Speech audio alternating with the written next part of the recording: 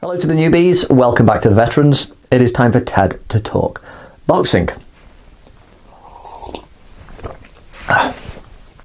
March 6th is the proposed date for the rematch between Dillian Whyte and Alexander Povetkin. I think it had originally been scheduled for late last year, which was a really quick turnaround. But my concern now, along with many other people's, is that Povetkin, having suffered from COVID, and apparently having had a prolonged episode with it in which I read he may have even suffered permanent lung damage. I don't know whether that's true or not. He is fighting Dillian Whyte pretty soon, I think, after he last left hospital. 41 years of age, I think it's been clear he's been past it since a few years now. And the big takeaway from that fight against Dillian Whyte was that Povetkin was looking awful. He was looking as slow and as shot as he's ever been. And yet, because of for one moment, he was able to conjure up that skill, he managed to win. But it does not change the fact that he is past it, officially, that he's going to be older during this rematch, and that we don't know if there's going to be any long-term effects from his episode with COVID.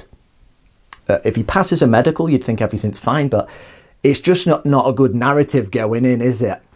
For Dillian Whyte, he doesn't really have much to win here, apart from a nice paycheck. He made a lot of money in that fight, I think about 2.5 million for his first fight against Povetkin.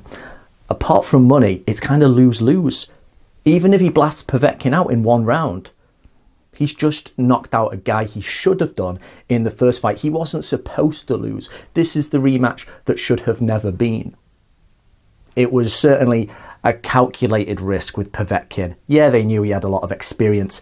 I don't think Eddie Hearn thought Povetkin was going to win. Like most people, I didn't. Past it. He deserved to lose against Michael Hunter. That wasn't really a split draw. And surprisingly, he was getting backed up in that fight against a fairly light punching Michael Hunter early in that fight, getting backed up. The Povetkin of 2014, 2015, that would have never have happened to him. And we're looking at a really diminished force here. Interestingly, though, because he took Whyte out, he's going to be going in with some kind of mental strength, isn't he? I mean, we saw his mental strength anyway in that fight, the fact he did not give up. He was down twice. And he said, when he was asked later, he just said, I remained calm and I was just looking for the openings. That's what you do if you're a top-level operator.